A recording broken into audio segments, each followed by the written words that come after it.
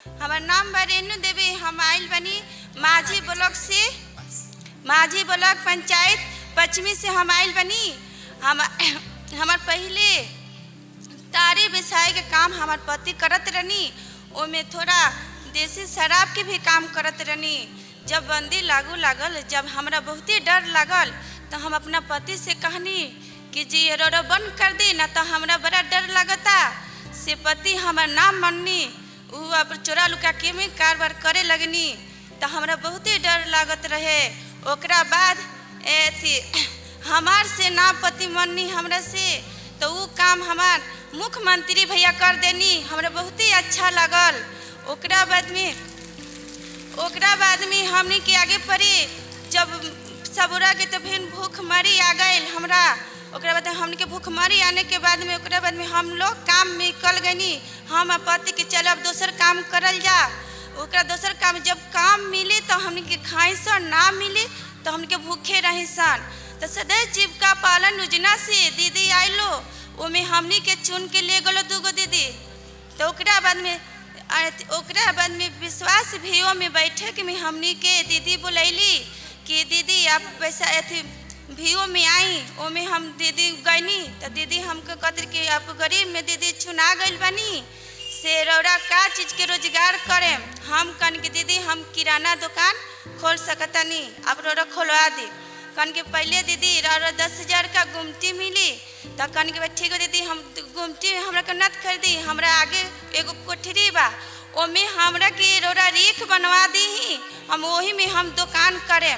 तो दीदी कहली कि ठीक बा, हमारे एक बन गल 10,000 के। ओकरा बाद 20,000 के हमरा संपत्ति मिलल। वो संपत्ति से हम आगे पड़े बढ़त गईनी। ओकरा बाद दीदी फिर अली चेक करे तो कहते कि दीदी ओमे से रोड़ा मत खाम, ना तो रोड़ दुकान टूट जाई। ओकरा बाद रोड़ा 7,000 रुपया एक महीना, रोड़ा 7 महीना मिली, वही खाए के बा। कहन कि ठीक बा दीदी, वही 7 महीना हमरा पैसा मिलल 1,000, वही से खाए लगनी। ओकरा बाद हमरा बढ़ंती होखे लागे पड़े। तो बढ़ंती होखला से हम एगो ऑटो निकाल लेनी। ऑटो से भी हमने के रोजी रोजगार अच्छा से बढ़े लगल। अच्छा से हम लोग आगे बढ़े लगनी। ओकरा बाद मुख्यमंत्री के तरफ से हमने के अच्छा बानी सन। धन्यवाद मुख्यमंत्री सब, जीविका भैया, जीविका दीदी लोग के नमस्कार। मेरा नाम गुड्डी देवी है। मेरे पति का नाम स्वर्गीय जितेंद्र सिंह है। मेरे पति बाहर कमाते थे जयपुर में। वहाँ कमाने के दौरान उनको भयंकर बीमारी हुआ और बीमारी में काफ़ी सारा खर्चा लगा। खर्चा लगने के बाद भी वो उनका निधन हो गया। हमको कुछ हासिल नहीं हुआ। सब मेरा जो जगह ज़मीन कुछ था वो भी बेच बिकिन कर हम उसमें लगा दिए, लेकिन कुछ हासिल नहीं हुआ। उनके निधन के बाद हमारे 3 बेटियों का बोझ मेरे सर पे आ गया, जिससे मैं काफ़ी चिंतित रहने लगी कि मैं कहाँ से पढ़ाऊँगी, लिखाऊँगी और इसका शादी विवाह करूँगी। तो मुझे सतत जीविकोपार्जन योजना के माध्यम से मुझे एक दुकान मिली, जिससे मैं अपने घर परिवार का पालन पोषण करने लगी।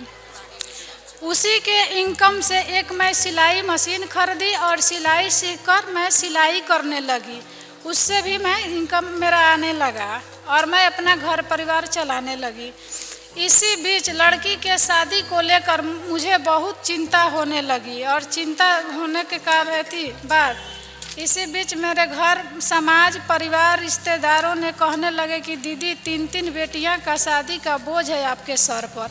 एक एक करके हम लड़का बता रहे हैं, आप शादी करते जाइए ताकि आपका बोझ हल्का हो जाए। तो मैंने सोचा कि कहीं ना कहीं हमारे हित में ही ये कह रहे हैं। मैं इसमें प्रभावित होकर अपने लड़की की शादी के लिए तैयार हो गई और उसका छानबीन करने लगी। अच्छा खासा घर मिल गया। हम सोचे कि एक शादी कर लेंगे तो हमारा जिम्मा एक हल्का हो जाएगा। और शादी के दिन मैं पक्की कर ली। पक्की करने के बाद मुझे पैसों की आवश्यकता पड़ी, तो मैं समूह के बैठक में गई और जीविका दीदी से मैं अपना बात रखी शादी का। जीविका की दीदी मेरे गांव मोहल्ले की ही थी, वो मेरे बारे में जानती थी। वो बोली कि दीदी आप लड़की की शादी इतने कम उम्र में क्यों कर रही है, आपकी लड़की कितनी उम्र की है। मैं बताई कि मेरी बड़ी लड़की अभी 14 साल की है, अभी इसके बाद मतलब कि 15 चलेगा उसका। बोली कि आपको मालूम नहीं है कि बाल विवाह एक कुप्रथा है, कानूनन अपराध है, ऐसा नहीं करना चाहिए आपको।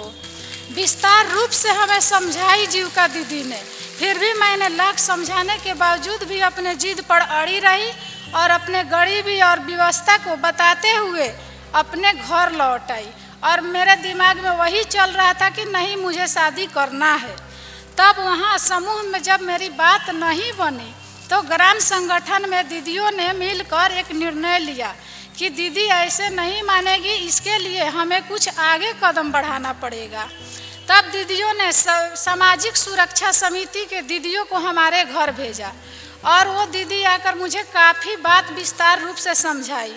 तब मुझे अपने गलती का बोध हुआ, समझ आया और मुझे लगा कि कहीं ना कहीं मैं घोर पाप करने जा रही हूँ। मैं अपने लड़की को हंसते खेलते पढ़ने वाले जीवन को घर गृहस्थी संभालने के चक्कर में डाल रही हूँ। बेटी को मैं जब शादी ब्याह उम्र से पहले कर दूंगी तो घर गृहस्थी संभालने वाले रिश्ते में बंध जाएगी, और मैं उम्र से शादी करूंगी तो पढ़ेगी लिखेगी, पढ़ लिख कर कुछ बनेगी। और मेरे बेटी का भी यही ख्वाहिश था कि माँ मुझे पढ़ना है, मुझे कुछ बनना है। लेकिन मैं अपने विवशता को देखकर, अपने मजबूरी को देखते हुए उनके शादी करने को तैयार थी।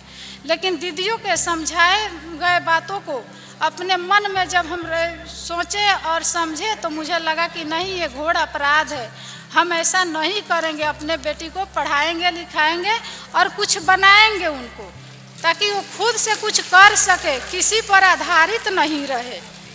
और ऐसे कुप्रथा को रोकने के लिए मैं खुद भी इस पर जागरूक हूँ और सभी जीविका दीदी और पूरे समाज को, पूरे बिहार को मैं जागरूक करने के लिए निवेदन करती हूँ कि ऐसे कुप्रथा को रोकने के लिए जहाँ से जितना हो सके जागरूक हो।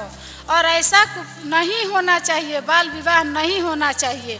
और इसके लिए हम अपने नीतीश भैया को तहे दिल से धन्यवाद देती हूँ कि ऐसे बाल विवाह जैसे कुप्रथा पर कानूनन कार्रवाई करने की घोषणा करके हमारे समाज के लिए बहुत बड़ी काम की है और हमारी बड़ी सहयोग की है, जिससे हमारी बच्चियाँ पढ़ सकती है और हम समाज में अच्छे से जी सकते हैं और अच्छे घर परिवार में उनका शादी विवाह कर सकते हैं।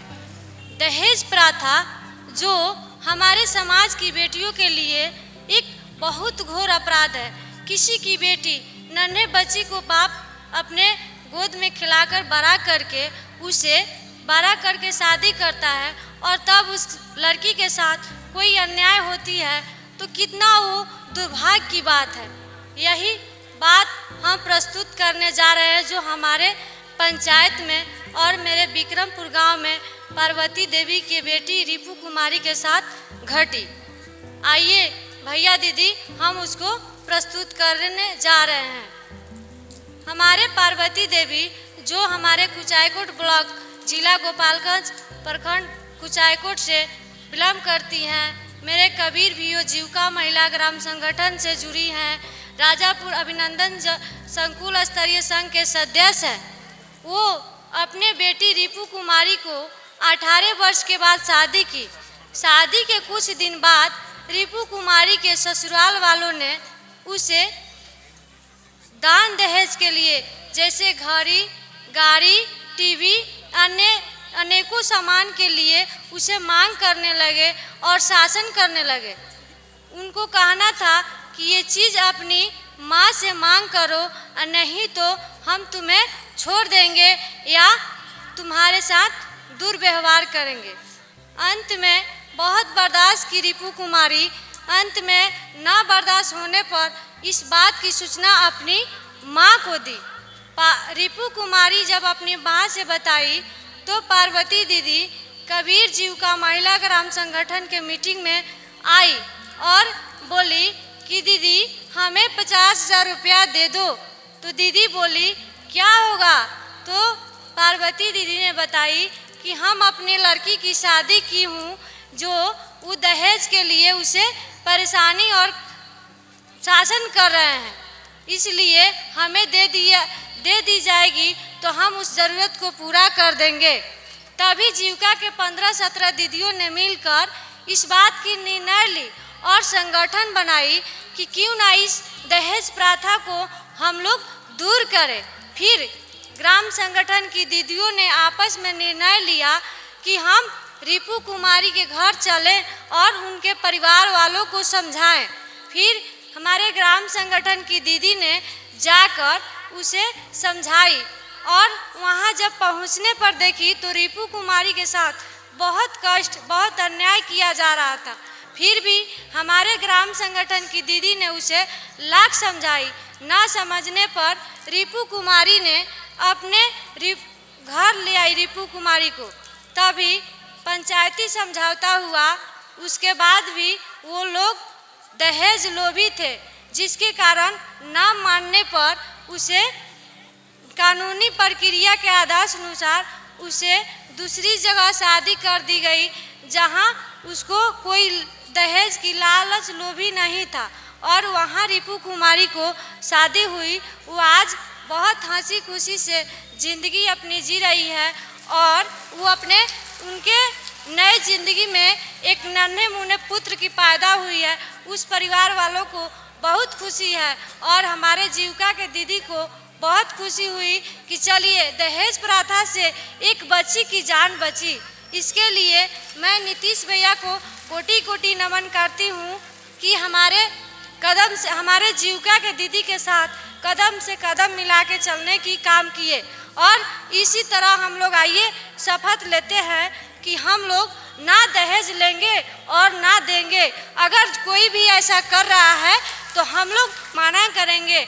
और मैं अपने बचपन में जब पढ़ने जा रही थी तो मुख्यमंत्री के हाथों से मुझे एक साइकिल मिला था। उस समय हम पढ़ने के लिए साइकिल नहीं था मेरे पापा के पास, तो मुख्यमंत्री जी ने लड़कियों के लिए बहुत अच्छा काम किए हैं।